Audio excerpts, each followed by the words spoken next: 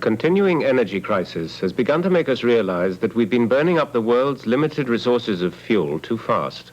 And unlike wood, fossil fuels like coal and oil are non-renewable, making energy the most treasured commodity on Earth today.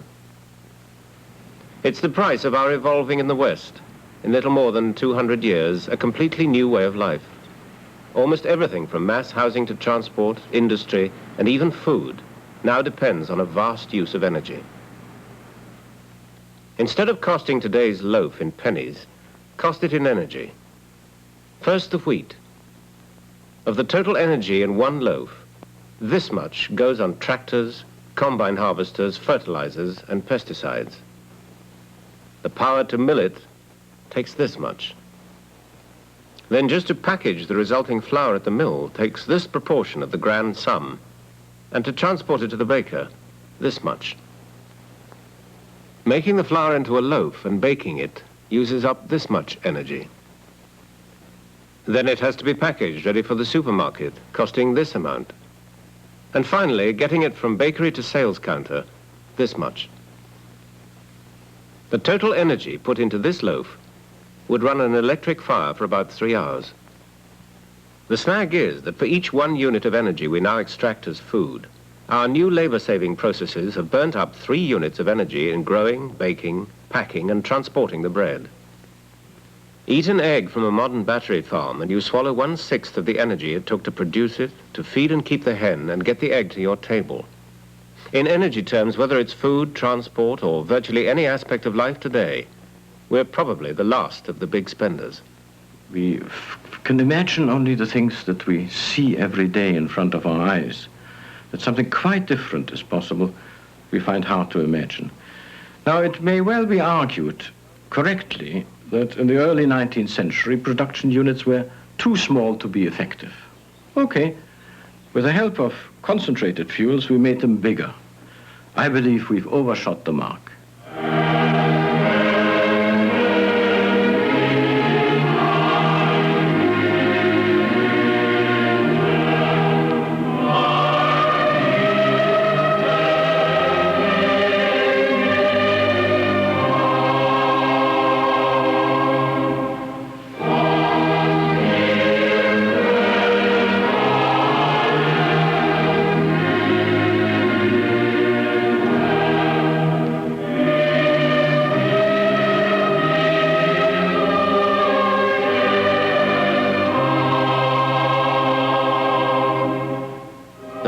Said we've overshot the mark questions the wisdom of the current trend to mechanize and automate everything around us.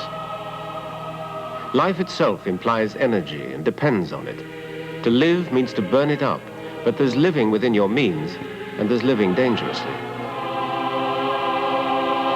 His optimism assumes we will recognize the warning signs he sees around us and act before it's too late.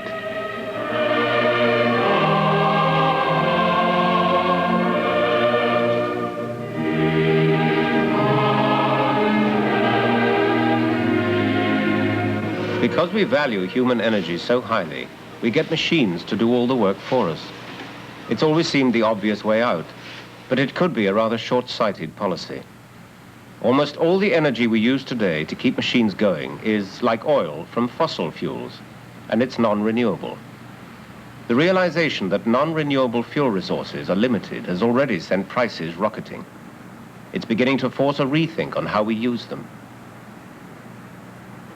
Cheap fuel gave us cheap transport, making big industrial centers seem economic. But power stations alone dissipate as much energy as they produce in just keeping cool.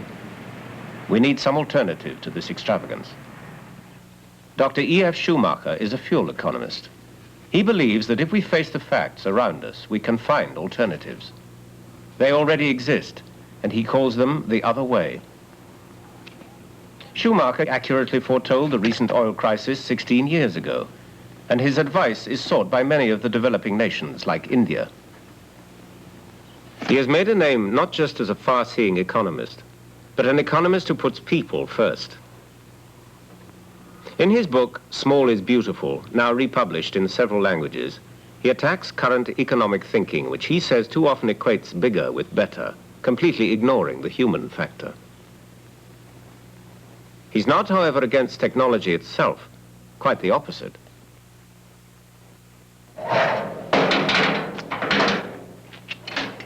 This is his wheelbarrow, and it's unique.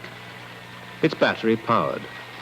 It hardly uses any electricity at all, but takes a lot of the hard work out of gardening.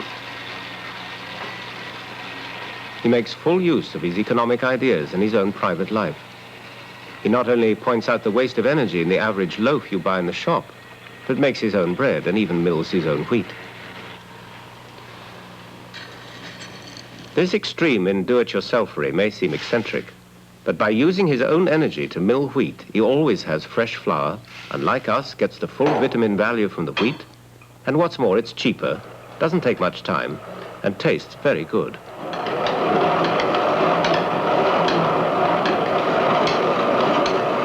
Many in the West are now taking his ideas very seriously, but it was in the Third World, where the Industrial Revolution has barely begun, that his thinking has had its major impact.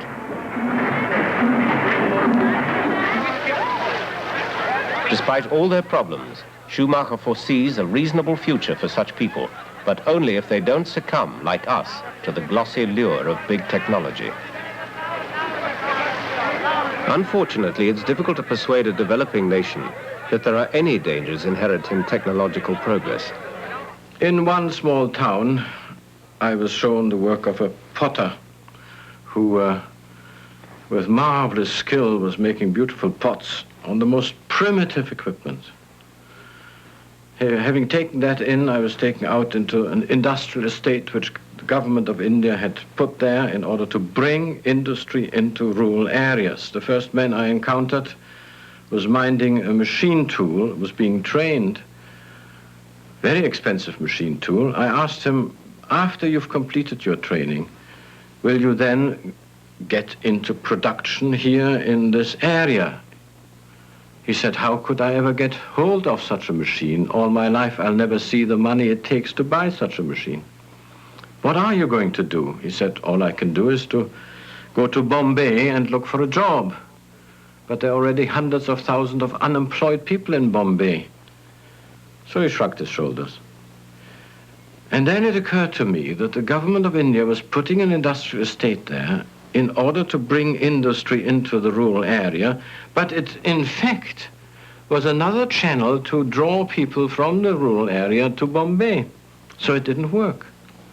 And I reflected on this potter whom I had seen, whose equipment was worth perhaps £5, and this man who was trained on equipment worth £5,000. And it didn't work. The £5 technology is too primitive to make a decent living, and the £5,000 technology is too expensive to be within reach of the people whom it ought to benefit. And then I thought, what is required is something in between. A technology much better than what they've got, and very much simpler than what we from the West or from the United States are introducing into the rural areas of India with the Indian government. Something intermediate. That I called an intermediate technology. A typical problem is posed in many hot countries where summer-baked land has to be ploughed before the autumn rains make it an impossible quagmire. Even oxen make little impression on such hard ground, but few peasant farmers can afford our alternative of a big tractor. The sort of ideas that have to be systematically explored is, for instance, this. Is it really sensible to send 2 tons of tractor backwards and forwards across the land, pulling a curved knife called a plow?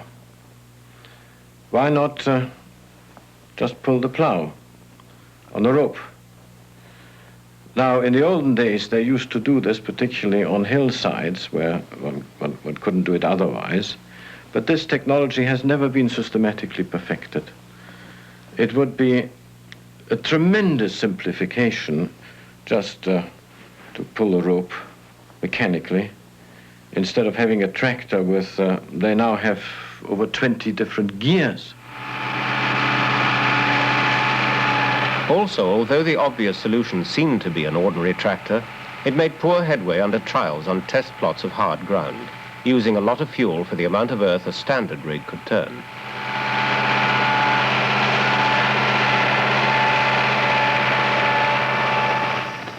As cattle can live on renewable resources and positively improve the soil, better designs of plough were tried, but more power was needed.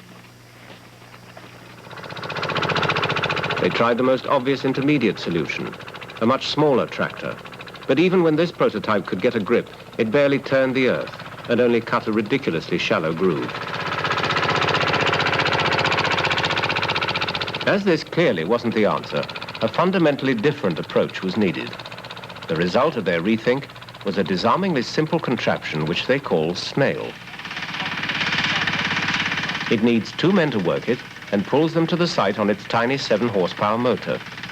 In this mode, it's ideal as a cheap farm utility. In the field, it takes little time to convert it into a mini equivalent of a traction engine. As it's designed for peasant farmers, there are no sophisticated parts which can't easily be replaced.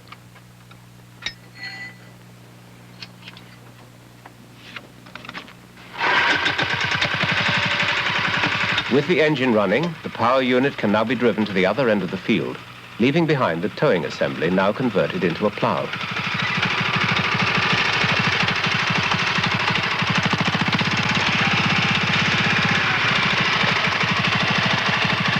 The whole process is more time-consuming than using a tractor, but it keeps 2 men usefully employed and only burns about 1/10 the fuel of a big tractor.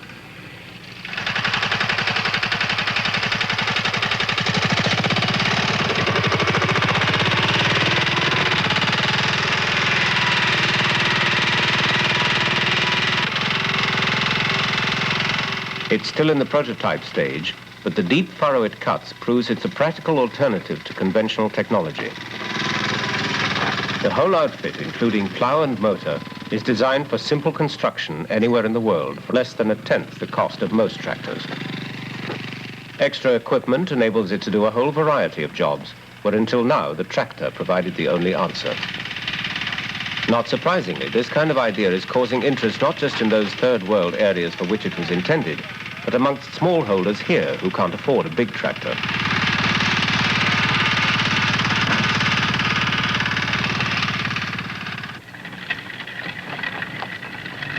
The almost impossible problem of enabling the third world to enter the 20th century and our age of science and technology with as little pain and as much benefit as possible has been the focus of much of Schumacher's work. But there are aspects of so-called primitive village life which he thinks we in the West may have lost in our extreme dependence on machines. Such labor may look primitive and is unlikely to appeal to us, yet no fuel is being burnt and it's keeping someone in a useful job. Whether animal or manpower, we largely rejected such alternative energy sources with our Industrial Revolution. How improved transport carried coal and people to the new factories, causing the growth of new cities, is familiar history. What was less obvious until recently is that this industrial expansion, and it's still going on, was based on the exploitation of seemingly limitless fossil fuel. People left the land to become the new wage-earning consumers. Labor itself changed as mechanization made human skills redundant. In 30 years, villages grew into cities. It all happened so fast, we're still trying to make good the mistakes. But it's the less obvious ones that Schumacher suggests need most attention. For example, although working conditions have improved, even today it's still difficult to get job satisfaction when the job is serving a machine. Another legacy is that the people and factories now congested in cities are wholly dependent on a constant supply of food and fuel. Some say our coal reserves are good for 50 years. Schumacher points out that's when today's teenagers expect to be enjoying their retirement. Instead of just exploiting the last coal seams, he suggests we should be finding alternative sources of power and better ways of saving it. But most important of all, we need to discover alternative ways of life which don't wholly depend on burning billions of tons of energy. He's not just calling for economies in coal and the way we use it, but questioning the very future of those crystallizations of fossil fuel, our big cities. The continued existence of cities demands huge inputs of energy. Schumacher points out that where 95% of a population live in cities, their energy consumption is inevitably high, even on food. For the remaining 5% somehow have to feed them.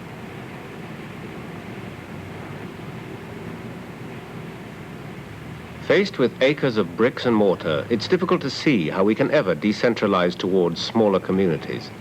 But if Schumacher is right, and city life eventually becomes insupportable, it will be the facts, not him, that persuade a massive exodus from the tangled complexity of urban life to the greater self-sufficiency of small towns and villages. With both North Sea oil and nuclear energy just around the corner, many consider his analysis of the current facts about energy too pessimistic. But is it? To obtain energy involves us all in a price, and despite our need for power, Schumacher considers today's price too great. Take nuclear power. In order to really make nuclear energy a mass phenomenon, and when we talk about oil, we are always talking about hundreds of millions of tons, not millions, not 10 millions, hundreds of millions, even thousands of millions of tons, to make it quantitatively relevant.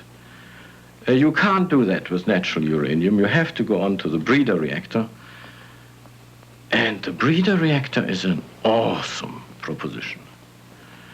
There we produce plutonium, a most terrible substance, which nature has never produced, which is not only extremely radioactive, but also extremely poisonous. A lump of plutonium which you could hold in your hand, the size of a grapefruit, if dispersed, would be enough to kill all creation. Plutonium will remain active for thousands of years, and all that time it will have to be kept safe. But it's not just the safety factor that worries some economists about nuclear power.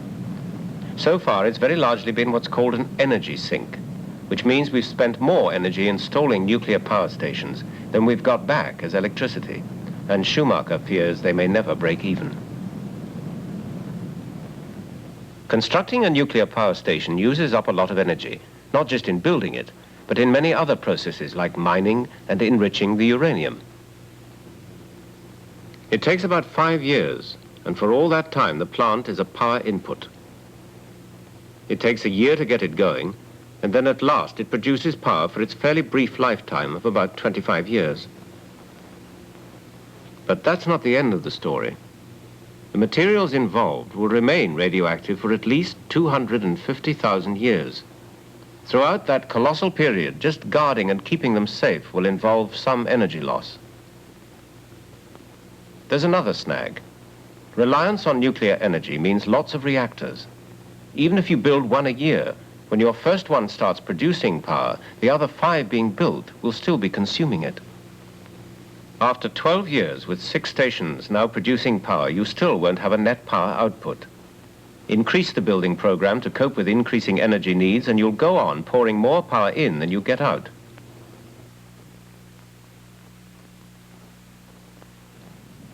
Schumacher's been proved correct in the past, but if he's right yet again, does it mean all city dwellers should flee urban disintegration and growing unemployment to try and find a job on the land?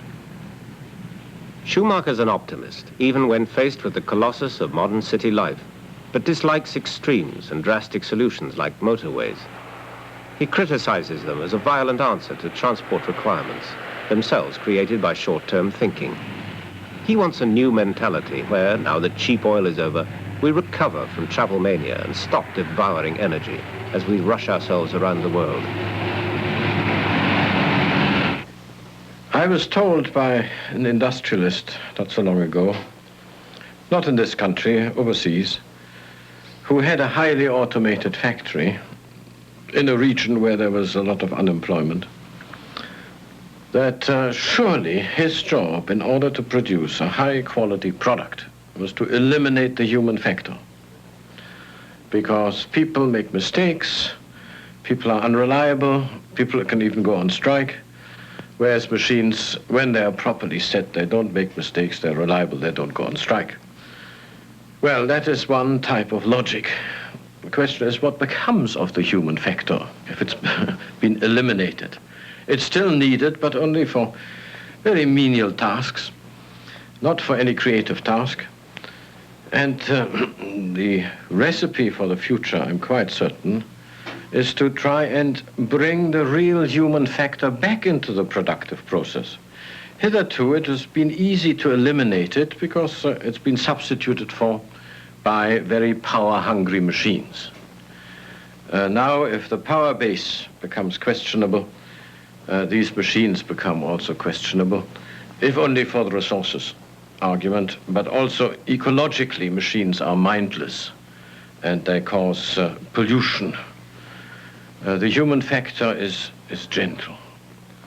Some farmer told me that it was a big problem how to explain that some small farms were getting such higher yields per acre than the big farms. And he'd come to the conclusion it's the TLC factor, the tender loving care.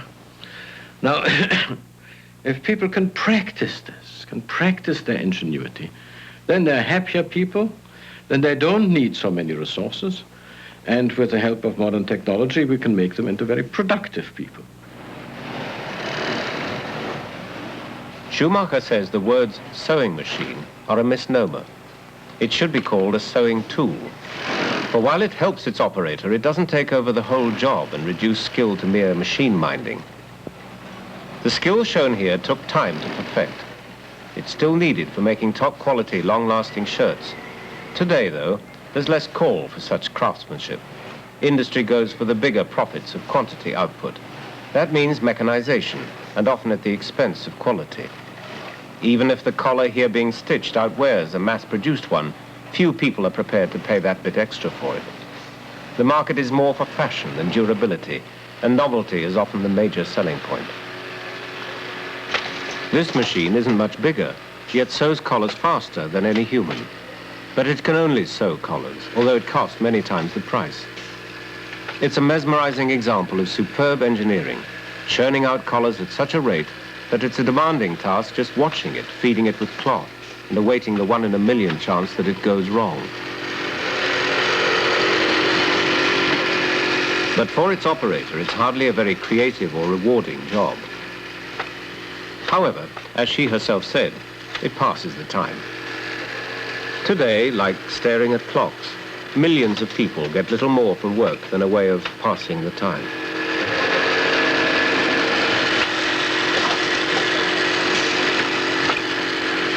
Switch on the machines and let them get on with it while we enjoy the new age of leisure.